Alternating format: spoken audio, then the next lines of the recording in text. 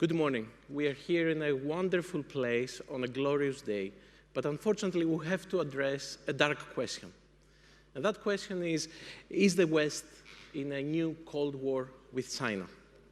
Now, this question invites us to contemplate the possibility of a prolonged crisis between China-West relations. Are we veering towards a new Cold War? Has the zero-sum game logic prevailed? Has it become normal? Has it become standardized? And how can we avoid that? How can we get ourselves out of a course that probably no one wants to be in? Today, we have 4 academics and policy experts from China, the US, and Europe to discuss this critical topic. Professor Xuetong, distinguished professor from Tsinghua University, thank you for being here. Cyril Poulopoulos, the deputy director of the Great Britain China Center. Dr. Wang Huiyao, the founder and president of the Center for China Globalization. Dr. Neysun Mahboubi, the director of the Penn project on the future of US-China relations in the University of Pennsylvania. And Dr. Igor Rogelja, lecturer in global politics at University College London.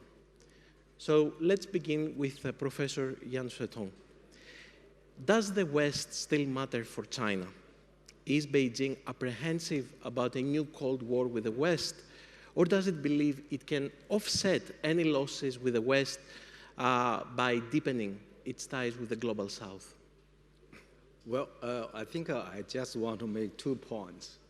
And the analogy of the current global order as Cold War is a kind of a misunderstanding about the real situation. And if some people, and especially for those audience in the Delphi, believe the European is in a new Cold War, I would agree with them. But if they regard the whole world the same, like the Europe, I will tell them that's not a reality. And Europe is so unique. It's only part of the world. And this part is different from the rest of the world. In Latin America, in the Middle East, in the East Asia, in the North America and the South America, they are not in Cold War. So I would say here, the Cold War, the situation like Cold War only in Europe, not in the rest of the world. So that's why I don't think China has already fell into the problem and with the so-called West in the situation of the Cold War. Second point, and I know many people use the term, the West. Actually, this term used culturally and for a long time, but it only have a political meanings after the end of the World War II. It started from Cold War. And then this term gradually disappeared after the end of the Cold War, right? So why? At that time, people, the West cannot find an enemy. So they don't know West to whom. And that means who is the other directions? So without North, without South, without East, and West doesn't make sense politically. So now it's because of war in the Ukraine. So the concept of West becomes more popular again. But this concept only in some countries, not the whole world. So here I will say, and the relationship between China with Europe, and China's relation even with the US is not a part of the concept of a relationship between East and the West, because there's no more East. Last thing I want to say, actually, today's situation is very different from what we experienced during the Cold War. So we need to understand the Cold War is not it's a specific historical period for major powers competition in the last 5,000 years. And it's not a special type of the major powers competition. That's why we never applied the concept of Cold War before World War II and after World War I. Also, we never apply to the ancient history when there's no major war or global war. So from my understanding, now we really need to abandon the Cold War mentality to look at the relationship between China and the rest of the world. Thank you very much. Question for Cyril Poulopoulos. I know you visited top officials in Beijing recently as part of a Great Britain-China Center mission to Beijing. In your discussion with them, how do Chinese leaders understand those terms that come from the West, such as de-risking and decoupling? Thank you, Konstantinos. And just to add also on Professor Yen, I think it's interesting to try to challenge this idea of Cold War with different type of concepts. There is one which we use, which is bipolarity, which says a little bit about the big major power in the world, but doesn't bring the history which is linked to the Cold War concept. I think it's another term, and it's also interesting to explore that one. Yes, so we were at the GBCC having a mission in Beijing 2 weeks ago as part of the political dialogue we have with our local partner. And the thing I would like to say is that we had a very good access to many partners in China, which is very noticeable nowadays, even more than what we could have 10 or 20 years ago. So it's really something new nowadays. And it enabled us to have a good discussion where there is a level of trust which is enough to bring on the table different views on different issues. So the one you are mentioning about decoupling has also to be seen from China, what decoupling from China looks like. You know, for example, some Westerners, let's say, would think that decoupling from China, at least when we talk about the dual circulation, which is an economy scheme, is a kind of decoupling, maybe, to the eyes of the West. So it's not only the West which is trying to work about de-risking or decoupling elements. We can also think that in some ways we could see China having its own move on decoupling in a way.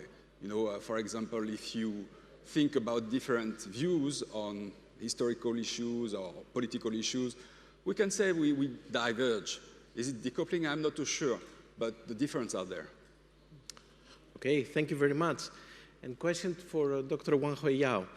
Now, the Chinese Communist Party has a more ambitious global agenda on investment, but also on diplomacy and security.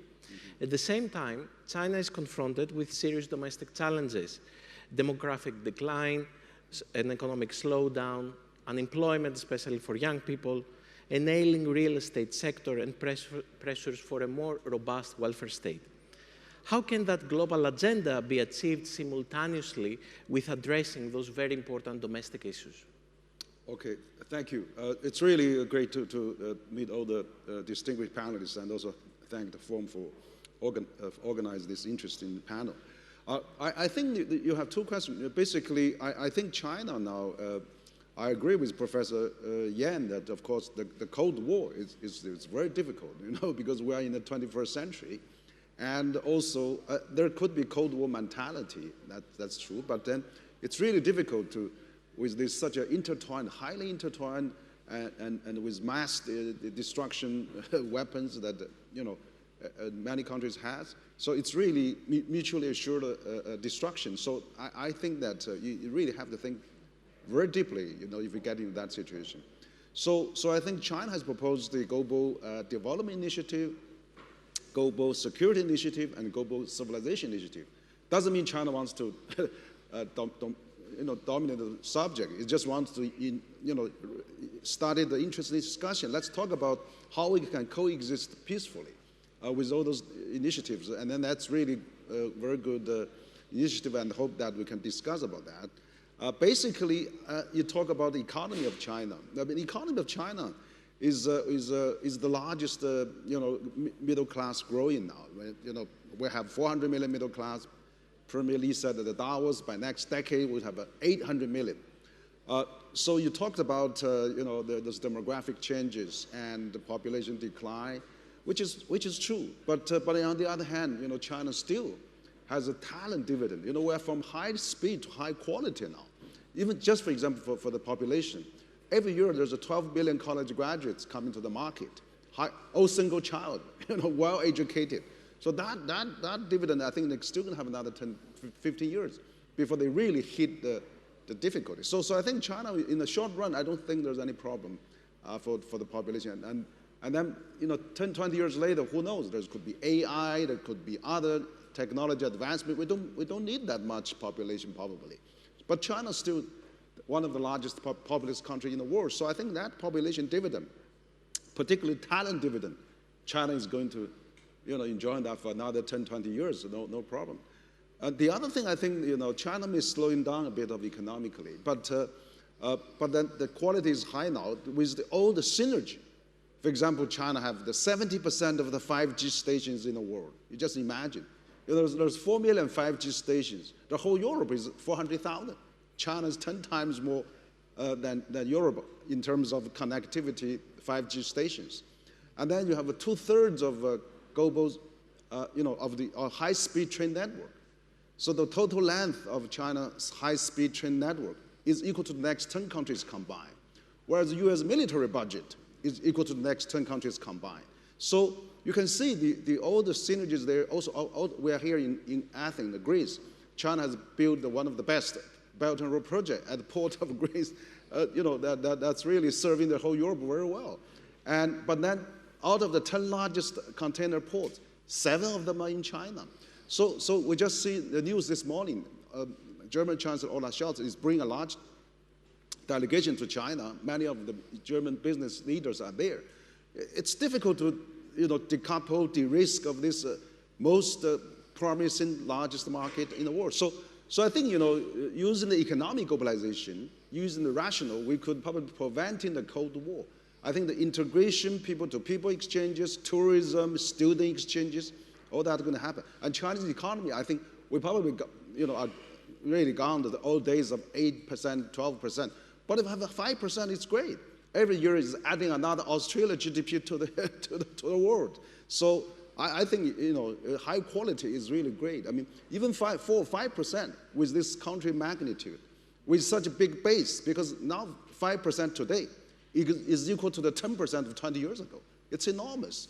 We're going to still enjoying the China attractiveness for the next, at least 5, 10 years. Thank you. Thank you. Thank you very much. Dr. Mahboubi, does the current state of US-China relations stem from the somewhat unstable domestic situation and political landscape of the US and the rise of Trump? What are the primary issues from the perspective of the US in its relations with China that prevent a new rapprochement, perhaps? Sure, and thank you for this opportunity to be here. Of course, we've had a degree of political instability in the United States since the election of President Trump. Of course, there's similar stories in much of Europe as well, and in other parts of the world. We are in a moment in, I think, world history where perhaps the accelerating processes of change have sparked various sorts of reactions that we're all trying to manage in different ways. I do think that the downturn in US-China relations was accelerated under the Trump administration and because of some particular policies that then President Trump adopted. But I don't think that's the only reason. In fact, there was a perception growing in the United States before the Trump administration that there needed to be a rethink of policy towards China for a variety of reasons that I'll indicate in a moment. And of course, there were contributions to the growing toxicity in the US-China relationship on the Chinese side as well. Under the Biden administration, I think there have been some efforts to stabilize the relationship, to temper some of the more heated rhetoric that we saw during the Trump administration. But the general direction, I think, remains the same towards a more competitive relationship between the US and China for at least the foreseeable future. In terms of why in the US there started to be this turn towards viewing China in a different light, I think there are 2 primary variables. One of them is that China itself clearly became more of a formidable economic and perhaps even military competitor, perhaps exceeding the expectations that many had when China joined the WTO in the late 90s, early 2000s. At the same time, I think to the extent that people had encouraged China to join the WTO with a view towards China becoming a bigger part of the world order, the liberal world order, I think there has been a perception growing in the United States and perhaps in Europe as well that rather than continue to develop economically and politically in liberal directions, in fact, China has moved in the other direction, has become more illiberal economically, with ever more emphasis on state capitalism, and has become more illiberal politically as well. So that the China of today is not the China that many of those who supported China's integration of the world order in the late 90s, early 2000s, and the world economic order in particular, had anticipated. And China, of course, has contributed to that. I think those are both variables that have been in the control of China, and China has contributed to that. All of that said, the reality of a stronger, economically and militarily stronger China is now, I think, clear to all. And so the question is, how do we navigate going forward? To what extent can we recover the old philosophy of engagement with China? I think perhaps that is well down the road. But can we manage the competition with a stronger economically and militarily China in a way that is responsible, that avoids turning into outright conflict, and perhaps keeps some kind of stability that we can build on again in the future if and when China does turn again in a more liberal direction? Thank you very much. And Dr. Rogelja, given that we are so close to the Delphi Oracle, I have a question about the future of the Belt and Road Initiative. Now, the BRI has been portrayed as a scheme to assert control over the Global South. Is that happening intentionally or not? And what are the key trends and dynamics that will define the future of the initiative, in your view? Yeah, well, thank you. I mean, I think, first of all, to a hammer, everything looks like a nail, right? So if you start looking for conspiracy theories, you will probably find evidence to support it. And this is why, really true curiosity-driven, free academic research is important, right, to get a real picture. But with that caveat out of the way, I think China's influence in the Global South is real. It's sustained. But I would not want to think of it as some sort of a dark plan or anything like that, right? It's always been actually done in the open. It has a long history. It hasn't started with the Belt and Road. China's engagement with the Global South has been continuing at least until the 1950s, since the 1950s, right, with the Bandung Conference and so on. So these kind of loyalties and the sympathies that China enjoys in the Global South are, in essence, have been earned, right? They also have very strong normative foundations. So, I think in the future, there is, of course, scope for this to continue. Secondly, another kind of reason to be optimistic about the Belt and Road's future is that it responded to a real need, right, for primary infrastructure in the Global South. And China has filled that gap very successfully for the most part. Of course, it has some bad experiences. Not every project is perhaps financially sustainable. There's been a huge amount of learning in terms of, let's say, sustainability issues, environmental impact assessment. But I want to emphasize that there has been some learning done here. And I think here the role also of Western institutions is important. If you look at, let's say, the Asian Infrastructure Investment Bank, when this was opened, there was a great deal of concern about what this meant. But in fact, most of the projects that the AIIB now finances are co-financed with the World Bank and have to kind of, follow all the regulations and standards, norms set also by the World Bank, right? And lastly, I want to emphasize, when you talk about the future of the BRI, I think it's really important to talk about the agency of these host states. They are, in essence, co-producing the Belt and Road, right? Of course, some projects are very important strategically to China, the Gwadar port in Pakistan, pipelines in Myanmar, and so on. But most of these are actually projects that were selected by the host states. Sometimes this is a problem. There are definitely vanity projects by local autocrats, and China needs to get better at distinguishing which projects to finance and which not. But I think these are kind of really good foundations. Now, in terms of the future, I think this is a very thankless job to predict, even in Delphi. So I'll give like a pithy answer, right? I think it has some good foundations. Ultimately, it's up to China to decide to what extent it wants to pursue this. Sometimes being in the open has also created headwinds for China, right? The BRI has, in essence, made the West very aware of China's influence in the South, and there's been, of course, attempts to counter that. So it's a mixed picture, of course, right? But I think ultimately it will continue, maybe with a different name, You mentioned Global Development Initiative, right? But China's not going away in the Global South, that's for sure. Thank you very much. Now, Professor Yan, you talked about, you mentioned the Cold War mentality. And you're absolutely right to point out that a Cold War is more about a state of mind.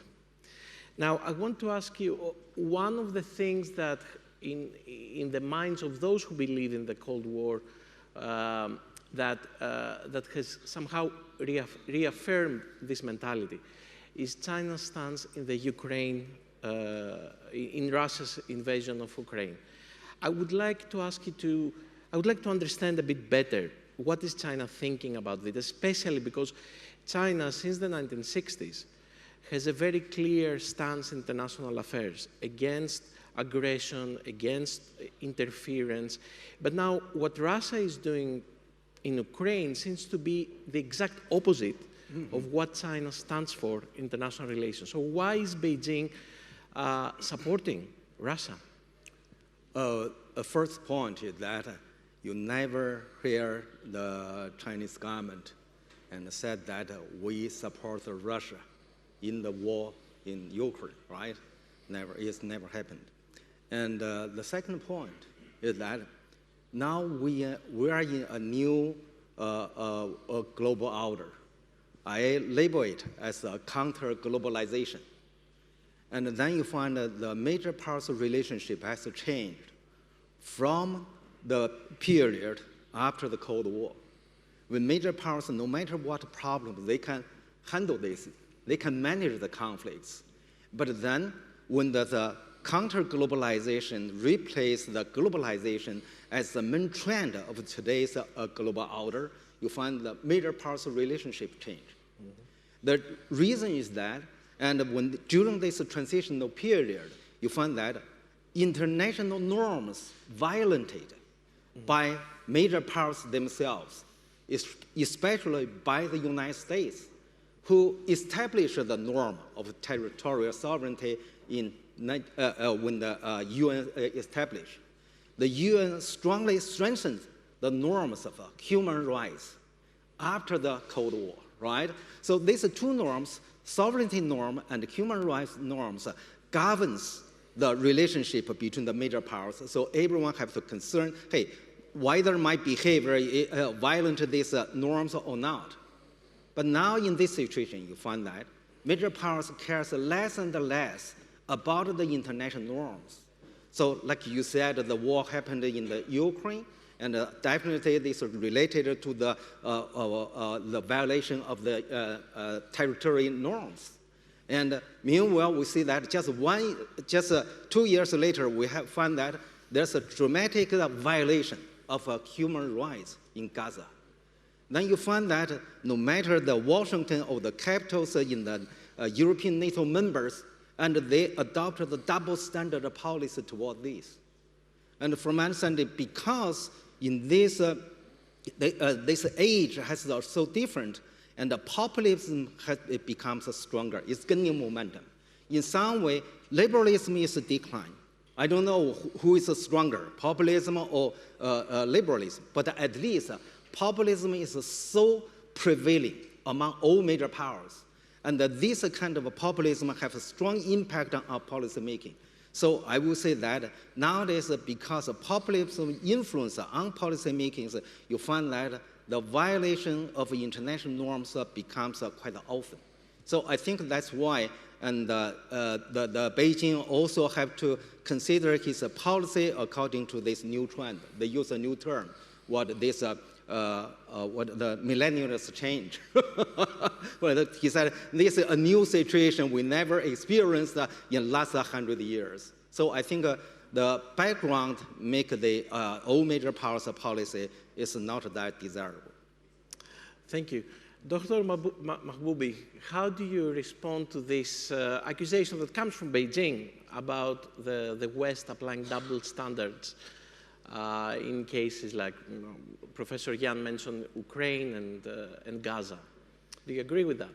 Well, I think one of the ironies of looking at this picture is that neither side, no country, has a monopoly on double standards. Every country in this picture, every side in this picture has hypocrisies built into their foreign policy. And I think the role of us as intellectuals is to call out the hypocrisies on both sides. As an American, I'm very happy to call out the hypocrisies on the American side. I think for sure there are times when our rhetoric about human rights is not always matched by what we support in parts of the world that we see as aligned with our interests. I would like to see our Chinese friends say the same thing about their government in a public forum like this, because of course, there is much hypocrisy built into the Chinese approach to sovereignty and human rights as well. I think as intellectuals, it is our job to call out both sides where we see that and lead both of our countries ideally into a place where we better meet the ideals that we stand behind.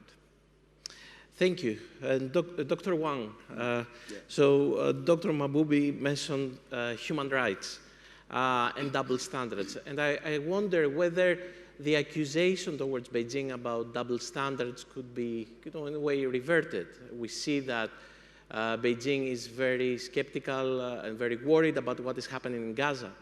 But at the same time, it has received a lot of criticism about the situation in Xinjiang. Mm-hmm. So do we see there another case of double standard as well? Well, I think that what we see in Gaza is really happening in your living room. Never before we had a war so close to your own eyes. You saw it every day, blood and shed and massacre, basically, or genocide, whatever. So that's really brought a huge contrast to what happened. Same thing we saw that in Ukraine, and we see this everywhere. So I think it's because U.S. is really be the police of the world, basically. They are the designer of the global system in the first generation, so they take more responsibility and more probably higher moral standards. People are demanding more. Why you so, other places you are the police, here you don't play the role. I mean, you veto again. So that probably has a huge counter.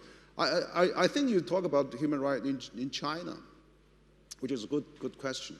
No, China never said China has perfect. China always has a human rights problem in the past, but China is improving. And also, given this 1.4 billion people, no government actually, just recently, last year, the year ago, India passed that. But before, nobody governed a 1.4 billion country before. And just you can imagine, it was one of the lowest ranking 45 years ago. Now it's the second largest economy in the world. So there's many things happened. And so I think, the development right, of course, and also, China built the largest Medicare system, even though it's very preliminary, and then 1.1 billion people enjoying Social Security, 1.3 billion people enjoying Medicare, and China built the largest education system, compulsory education 1 to 9. So if you look at all those basic rights, I mean, it's okay. I think there's a little culture issue. Well, I think in the Western terms is, okay, human rights, it means the right against the government.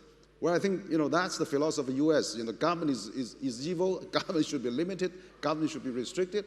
Whereas in China, 1,000 years ago, it's always a very highly central, strong central government. You have the irrigation floods, all those national planning. That's the advantage of China, 1 5 year after another 5 year, persistently marching forward, rather than every government comes up and repudiate it. So I think in talking about human rights in China is still evolving and developing. China has solved a lot of basic human rights. If anybody go to China 40 years ago and now say, okay, China has greatly improved. But China is not perfect. China still have a room to improve. I mean, you talk about Xinjiang, again, there was talk about the genocide in Xinjiang, but I think people should really go and have a scene. I remember Foreign Minister Wang, you mentioned in Munich. Xinjiang actually, when Xinjiang was taken over by the new China at that time, the population from 2 million actually now become 12 million. The life expectancy has doubled.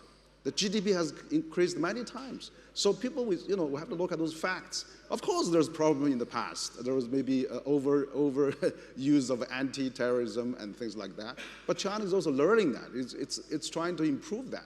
It's not that China knows how to do it. It's also touching the stone across the river, right? So I think you have to really look at 70%, 80% of what China achieved. Maybe there's a few percentage or whatever, a small percentage of still trying to testing and improving. China always said we can have human rights dialogues, welcome that, and never said it's perfect. We just want to really, but look at the U.S. You got the gun shoots, you got any place, city you go to U.S. It's China probably is the safest country in the world. Anywhere you go, you don't worry about guns and shots and things like that. So we have to really look into perspective. Of course, also there's a cultural difference of the human right. So China probably put more emphasis on that, on the development of the people's right first. But I have a proposal, which maybe the UN has passed the 2030 agenda, 17 criteria. Every criteria is related to human right, improving the poverty, women's right, children's right, employment right. Let's get that right, standardized across the world. Let's match on that right. Rather than just say, okay, why don't you against the government, that right you don't have. So, we can narrowly focus on the human right. We have to expand that. Let's use the 70 criteria that passed by 193 countries in the UN. Use that as a benchmark for human rights. And China can match that. That would be my proposal. Thank you very much. Now, I have a question for Mr. Poulopoulos. What is the position of Europe? Europe, does it exist in this relation between China and the US? Okay, what's the role of Europe? Does Europe exist, or are we talking about specific major powers within Europe that have their own agendas? Well, I think it does exist, for sure, and it's quite important for China. It's really in the middle between the US and China, and it has an important role to play. Economically, politically, name it, it's really there. But what I would like also to say is it's interesting how the conversation is going on, because we see that there is a kind of difference of perceptions. And the government of China does pay a lot of attention to its image, and he wants to understand what is the image it projects in Europe or somewhere else, and why sometime in Europe, let's say, or in the West, the image it projects doesn't project the same way people perceive it. So I think here we have a gap which is kind of interesting, and let's get back a little bit to the Ukraine situation. We understand the position of China. They share 4,000 kilometers with Russia. They signed a comprehensive strategic partnership with Russia in February 22, when President Putin was in Beijing, and launched a few days later the most deadliest land war we had in Europe since the Second World War. So how can Ukrainians perceive this, other than taking sides? How can other Western countries perceive China's position on the Ukrainian war while it seems that everybody is waiting for a stalemate and then to come up with ideas, scenarios, maybe a Korean scenario. I heard a Korean scenario, or even I heard a Kashmir scenario, which I'm not sure what it means. But yeah, so I think the risk for us is to have a bigger gap, a gap widening between perceptions and the political deeds, because perception is ultimately based on the deeds. So I think this is something we should need to pay attention to from both sides.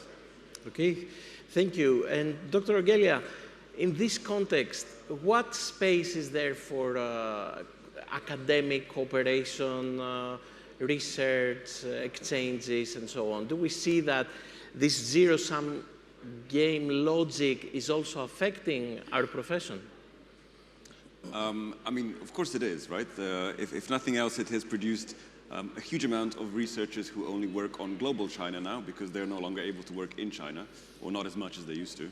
I think, there's always been ebbs and flows and ups and downs when it comes to this relationship. I'm not entirely pessimistic, but we do know that things have changed.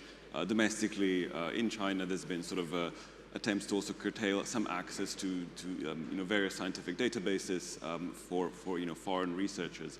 On the other hand, we do have an inflow of Chinese students, researchers into the West, which of course also testifies to the quality of our education that we offer there, right? I think in terms of cooperation, as I said earlier, when it comes to researching these very complex problems, it is necessary to approach them slowly with the correct sort of ways and so on and so forth. And this is where scientific research can really help and sort of pushing our knowledge forward. And I think all of us collaborate fruitfully with Chinese friends and colleagues. I hope this will continue, but I think it's not enough to just rely on these personal links. I think it's also important to have institutional links, to have kind of honest, functioning relationships which aren't going to be hijacked by sort of the daily geopolitical agenda. We've all had friends who have been banned and censored from China for their views. These kind of things do not, of course, create a kind of foundation for true friendly cooperation. Thank you very much. And the last question for all of you, and I will ask you to take just 1 minute to reflect on it. Can China and the West actually afford a new Cold War? What can we do to, although we are not there, I completely agree with you, and I think there is agreement in this panel that we are not inside a Cold War situation.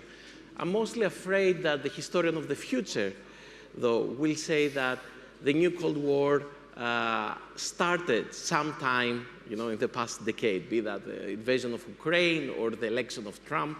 So I would like to ask you, what can China and the US or Europe do to avoid such a scenario? What are the positive steps we can take to avert that? Professor Yan. Okay, well, once I did an interview about whether there will be a Cold War between China and the US under the Trump's administration. I make an argument that even Trump want to initiate the Cold War against China, it cannot be happen because in the Cold War you need two sides to wage the war against each other. But if one side said, I don't want to do it, just like you play the you place the cards and no players with you, you can only play with yourself. As long as China determined to not go to the Cold War, I think the Cold War won't happen. But I have 2 points I want to clarify, very brief. First, and Putin attended twice. One is the Olympic game in 2008. The second time is the Winter Olympic in 2002. And then there's 2 attendance immediately followed by the war in Georgia and the Ukraine. So I don't think Chinese government get any information from his visit to China, or he gave any hint to China, and Russia is going to go to war. The second thing is clear, and that the term genocide clearly refers to killing people by racial identity. But then, we never use the term genocide for South Africa when it's ruled by the white people. Why? At that time, we only call it apartheid. Never use genocide because they didn't killing people. So from my understanding, nowadays when people, especially some media, use the term genocide to describe China's policy in Xinjiang, it's a kind of a demonization of China. Thank you very much. Dr. Mahboubi, your thoughts? So my feeling is that whether or not the term Cold War is appropriate, we are clearly going to be in a period of, let's say, strategic competition for the foreseeable future between the West and China, between the US and China. That said, I do think there are going to be ways to manage that competition, to keep it from spilling out into truly destabilizing conflict. One of the variables that I think will be important for managing the relationship is restoring the people-to-people ties that were severely impacted by the COVID-19 pandemic. I think there is some movement in that direction, but I think both sides, both the West and China, the US and China, need to do more to encourage those ties to restart. But beyond that, I think the most important variable in my mind going forward will be, will China change? China at this moment is more illiberal and more destabilizing on the world stage than at any moment in the past 40 years. Some people in Washington think that this is the end of history, that this is the only way China will be going forward. I don't hold that view. I think anyone who's seen the development of modern Chinese history knows there's been lots of changes over the past 100 years, and I do not think this moment, what China is projecting abroad and what China is doing internally, is the end of the story. But those variables will have to change at some point for the relationship between China and the West to improve in a deep and systemic way. Thank you very much. Dr. Wang, what's the best way forward? What can we do to avoid that? Yeah, thank you. My personal view is that Cold War will not likely to happen. We already have a hot war with the climate change. You know, if there's an alien coming to Earth, if there's other outer forces going to face mankind, we have to unite it. So we are already fighting the survival of our human being. You know, got 8 billion human beings on this planet. We have to unite it. So I recently published a book with Graham Allison, the former dean of Harvard Kennedy School. We said, escaping this trap.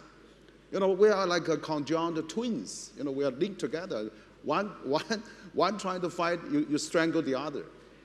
So the economy is so intertwined, and it's everybody. You know, constantly we see each other through the Instagram or WeChat or Facebook. It's so just like war in Gaza happening in your living room every day. How can you allow that to happen, right? So I think now it's so difficult to have a hot war among the people. We've been civilized for so long now. So I think that the modern technology, the modern